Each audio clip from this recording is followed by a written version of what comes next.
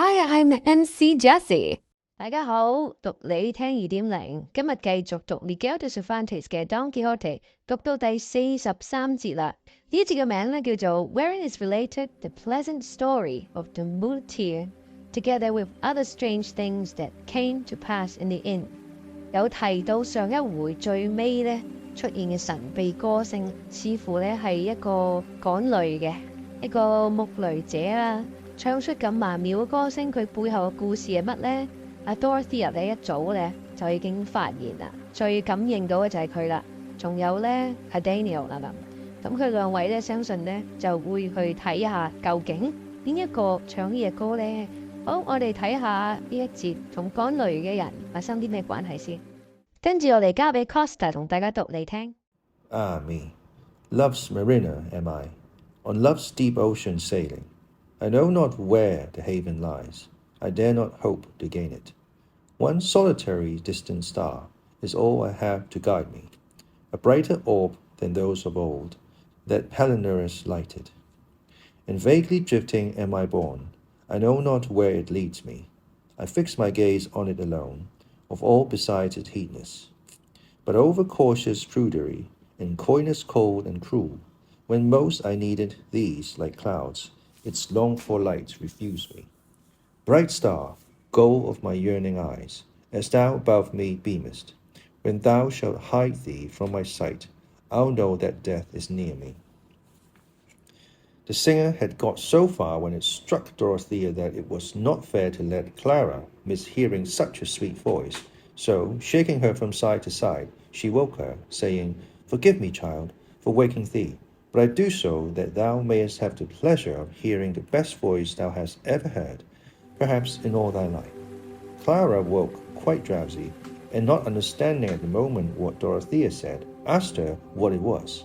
She repeated what she had said, and Clara became attentive at once. But she had hardly heard 2 lines, as the singer continued, when a strange trembling seized her, as if she was suffering from a severe attack of quartan ague, and throwing her arms round Dorothea, she said, Ah, dear lady of my soul and life, why did you wake me? The greatest, kindest fortune could do me now would be to close my eyes and ears so as neither to see or hear that unhappy musician. What art thou talking about, child? Said Dorothea. Why, they say this singer is a muleteer. Nay, he is the lord of many places, replied Clara, and that one in my heart which he holds so firmly shall never be taken from him, unless he be willing to surrender it. Dorothea was amazed at the ardent language of the girl, for it seemed to be far beyond such experience of life as her tender years gave any promise of. So she said to her, You speak in such a way that I cannot understand you, Signora Clara. Explain yourself more clearly, and tell me what is this you are saying about hearts and places and this musician whose voice has so moved you. But do not tell me anything now. I do not want to lose the pleasure I get from listening to the singer by giving my attention to your transports, for I perceive he is beginning to sing a new strain and a new air. Let him, in heaven's name, returned Clara, and not to hear him she stopped both ears with her hands, at which Dorothea was again surprised, but turning her attention to the song, she found that it ran in this fashion. Sweet hope, my stay, that onward to the goal of thy intent dost make thy way, heedless of hindrance or impediment, have thou no fear, if at each step thou findest death is near.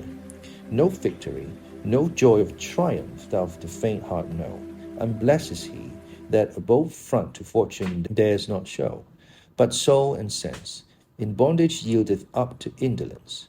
If love his wares do dearly sell, his right must be contest. What gold compares with that whereon his stamp he hath impressed? And all men know what costeth little that we rate but low. Love resolute knows not the word impossibility, and though my suit, beset by endless obstacles I see, yet no despair shall hold me bound to earth while heaven is there. Here the voice ceased, and Clara's sobs began afresh, all which excited Dorothea's curiosity to know what could be the cause of singing so sweet and weeping so bitter. so she again asked her what it was she was going to say before. On this, Clara, afraid that Lucinda might overhear her, winding her arms tightly round Dorothea, put her mouth so close to her ear that she could speak without fear of being heard by anyone else, and said, "This singer, dear Signora, is the son of a gentleman of Aragon, lord of 2 villages, who lives opposite my father's house at Madrid. And though my father had curtains to the windows of his house in winter, and lattice work in summer, in some way, I know not how, this gentleman, who was pursuing his studies, saw me, whether in church or elsewhere, I cannot tell, and, in fact, fell in love with me, and gave me to know it from the windows of his house, with so many signs and tears that I was forced to believe him, and even to love him, without knowing what it was he wanted of me. One of the signs he used to make me was to link one hand in the other to show me he wished to marry me. And though I should have been glad if that could be, being alone and motherless, I knew not whom to open my mind to, and so I left it as it was, showing him no favour, except when my father, and his 2, were from home, to raise the curtain or the lattice little, and let him see me plainly, at which he would show such delight that he seemed as if he were going mad. Meanwhile, the time for my father's departure arrived, which he became aware of, but not from me, for I had never been able to tell him of it. He fell sick, of grief I believe, and so the day we were going away I could not see him to take farewell of him, were it only with the eyes. But after we had been 2 days on the road, on entering the posada of a village a day's journey from this, I saw him at the inn door in the dress of a muleteer, and so well disguised, that if I did not carry his image graven on my heart, it would have been impossible for me to recognize him. But I knew him, and I was surprised and glad. He watched me, unsuspected by my father, from whom he always hides himself when he crosses my path on the road, or in the posadas where we halt. And as I know what he is, and reflect that for love of me he makes this journey on foot in all this hardship, I am ready to die of sorrow. And where he sets foot, there I set my eyes. I know not with what object he has come, or how he could have got away from his father, who loves him beyond measure, having no other heir, and because he deserves it, as you will perceive when you see him. And moreover, I can tell you, all that he sings is out of his own head, for I have heard them say he is a great scholar and poet, and what is more, every time I see him or hear him sing, I tremble all over, and am terrified lest my father should recognize him and come to know of our loves. I have never spoken a word to him in my life, and for all that I love him so that I could not live without him. This, dear Signora, is all I have to tell you about the musician, whose voice has delighted you so much, and from it alone you might easily perceive he is no muleteer, but a lord of hearts and towns, as I told you already. Say no more, Donna Clara, said Dorothea at this, at the same time kissing her 1,000 times over. Say no more, I tell you, but wait till day comes, when I trust in God to arrange this affair of yours, so that it may have the happy ending such an innocent beginning deserves. Ah, Signora, said Donna Clara, what end can be hoped for when his father is of such lofty position, and so wealthy, that he would think I was not fit to be even a servant to his son, much less wife? And as to marrying without the knowledge of my father, I would not do it for all the world. I would not ask anything more than that this youth should go back and leave me, perhaps with not seeing him, and a long distance we shall have to travel. The pain I suffer now may become easier, though I dare say the remedy I propose will do me very little good. I don't know how the devil this has come about, or how this love I have for him got in. I such a young girl, and he such a mere boy, for I verily believe we are both of an age.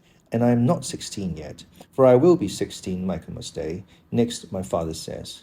Dorothea could not help laughing to hear how like a child Donna Clara spoke. Let us go to sleep now, Signora, said she, for a little of the night that I fancy is left to us. God will soon send us daylight, and we will set all to rights, or it will go hard with me. With this they fell asleep, and deep silence reigned all through the inn. The only persons not asleep were the landlady's daughter and her servant Maritornes, who, knowing the weak point of Don Quixote's humour, and that he was outside the inn mounting guard in armour and on horseback, resolved, the pair of them, to play some trick upon him, or at any rate to amuse themselves for a while by listening to his nonsense. As it so happened, there was not a window in the whole inn that looked outward except a hole in the wall of a straw loft through which they used to throw out the straw. At this hole, the two demi-damsels posted themselves, and observed Don Quixote on his horse, leaning on his pike, and from time to time sending forth such deep and doleful sighs that he seemed to pluck up his soul by the boots with each of them, and they could hear him too, saying in a soft, tender, loving tone, "O my lady Dulcinea del Toboso, perfection of all beauty, summit and crown of discretion, treasure house of grace, depository of virtue, and finally, ideal of all that is good, honourable, and delectable in this world. What is thy grace doing now? Art thou, perchance, mindful of thy enslaved knight, who of his own free will hath exposed himself to so great perils, and all to serve thee? Give me tidings of her, O luminary of the three faces. Perhaps at this moment, envious of hers, thou art regarding her, either as she paces to and fro some galley of her sumptuous palaces, or leans over some balcony, meditating how, whilst preserving her purity and greatness, she may mitigate the tortures this wretched heart of mine endures for her sake. What glory should recompense my sufferings, what repose my toil, and lastly, what death my life, and what reward my services? And thou, O son, that art now doubtless harnessing thy steeds in haste to rise betimes and come forth to see my lady, when thou seest her, I entreat of thee to salute her on my behalf. But have a care, when thou shalt see her and salute her, that thou kiss not her face, for I shall be more jealous of thee than thou wert of that light-footed ingrate, that made thee sweat and run so on the plains of Thessaly, or on the banks of the Peneus, in thy jealousy and love. Don Quixote had got so far in his pathetic speech when the landlady's daughter began to signal to him, saying, "Signor, come over here, please." At these signals and voice, Don Quixote turned his head and saw by the light of the moon, which then was in its full splendor, that someone was calling to him from the hole in the wall, which seemed to him to be a window, and what is more, with a gilt grating, as rich castles, such as he believed the inn to be, ought to have. And it immediately suggested itself to his imagination that, as on the former occasion, the fair damsel, the daughter of the lady of the castle, overcome by love for him, was once more endeavouring to win his affections, and with this idea, not to show himself discourteous or ungrateful, he turned Rocinante's head and approached the hole, and as he perceived the two wenches, he said, "I pity you, beauteous lady, that you should have directed your thoughts of love to a quarter from whence it is impossible that such a return can be made to you as is due to your great merit and gentle birth, for which you must not blame this unhappy knight-errant whom love renders incapable of submission to any other than her whom, the first moment his eyes beheld her, he made absolute mistress of his soul. Forgive me, noble lady, and retire to your apartment, and do not, by any further declaration of your passion, compel me to show myself more ungrateful. And if, of the love you bear me, you should find that there is anything else in my power wherein I can gratify you, provided it be not love itself demanded of me. For I swear to you, by that sweet absent enemy of mine, to grant it this instant, though it be that you require of me a lock of Medusa's hair, which was all snakes, or even the very beams of the sun shut up in a vial." "My mistress wants nothing of that sort, Sir Knight," said Maritornes at this. "What then, discreet dame, is it that your mistress wants?" replied Don Quixote. "Only one of your fair hands," said Maritornes, "to enable her to fan over it the great passion which has brought her to this loophole, so much to the risk of her honour.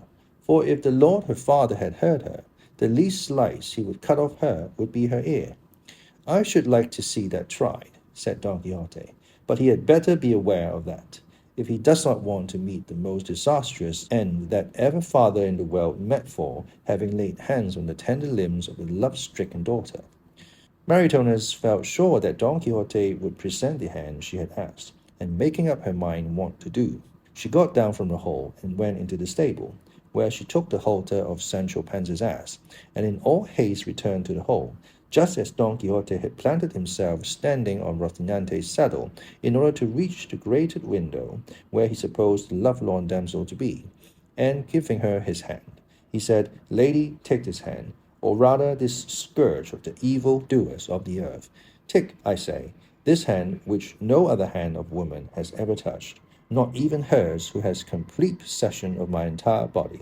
I present it to you, not that you may kiss it, but that you may observe the contexture of the sinews, the close network of the muscles, the breadth and capacity of the veins, whence you may infer what must be the strength of the arm that has such a hand. That we shall see presently, said Maritornes, and making a running knot on the halter, she passed it over his wrist, and coming down from the hole, tied the other end very firmly to the bolt of the door of the straw loft. Don Quixote, feeling the roughness of the rope on his wrist, exclaimed, Your grace seem to be grating rather than caressing my hand. Treat it not so harshly, for it is not to blame for the offence my resolution has given you, nor is it just to wreak all your vengeance on so small a part. Remember that one who loves so well should not revenge herself so cruelly.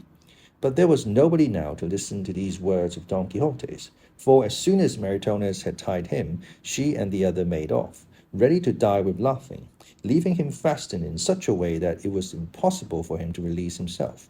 He was, as has been said, standing on Rocinante, with his arm passed through the hole and his wrist tied to the bolt of the door, and in mighty fear and dread of being left hanging by the arm if Rocinante were to stir one side or the other, so he did not dare to make the least movement, although from the patience and imperturbable disposition of Rocinante, he had good reason to expect that he would stand without budging for a whole century.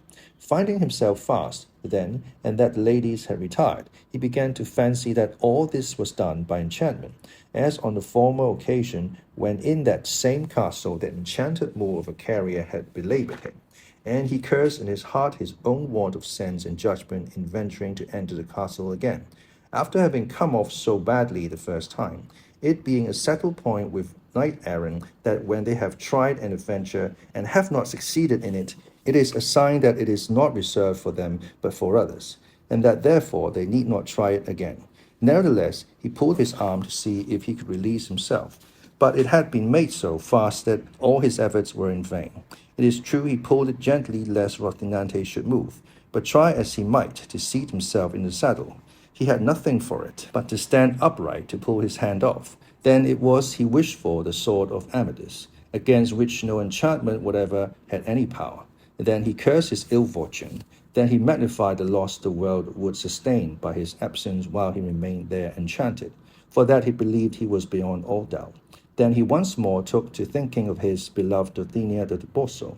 Then he called to his worthy squire Sancho Panza, who, buried in sleep and stretched upon the pack saddle of his ass, was oblivious, at that moment, of the mother that bore him. Then he called upon the sages Legandio and Alquive to come to his aid. Then he invoked his good friend Urganda to succor him.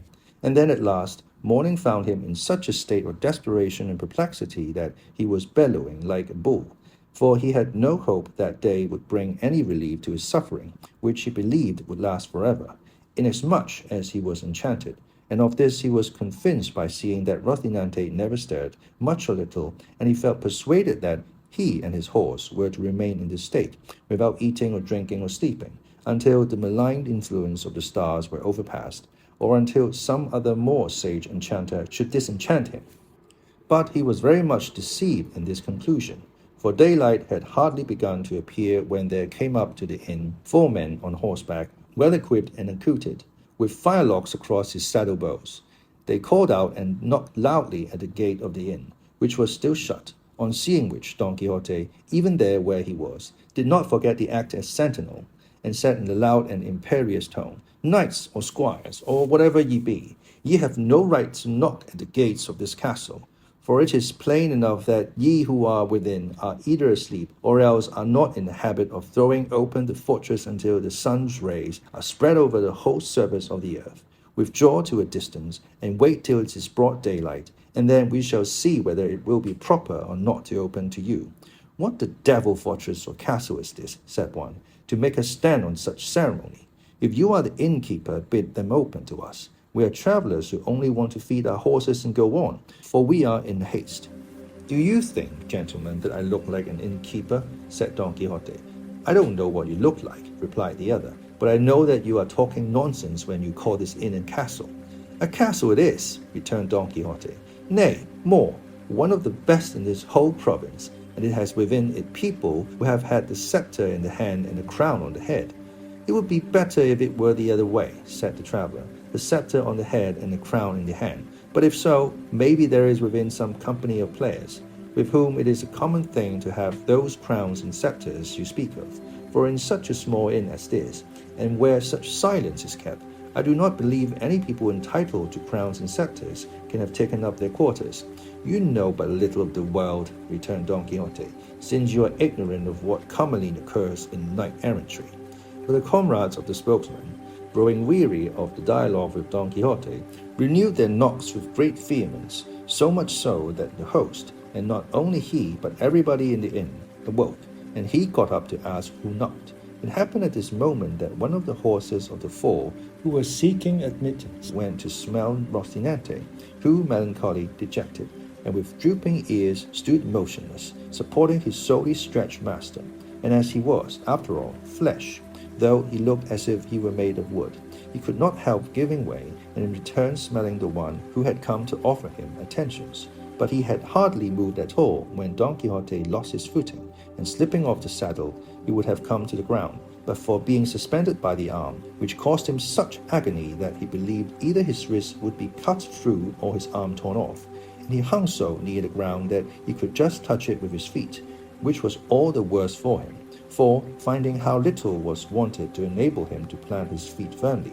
he struggled and stretched himself as much as he could to gain a footing, just like those undergoing the torture of the Strappado, when they are fixed at touch and no touch, who aggravate their own sufferings by their violent efforts to stretch themselves, deceived by the hope which makes them fancy that with a very little more they will reach the ground.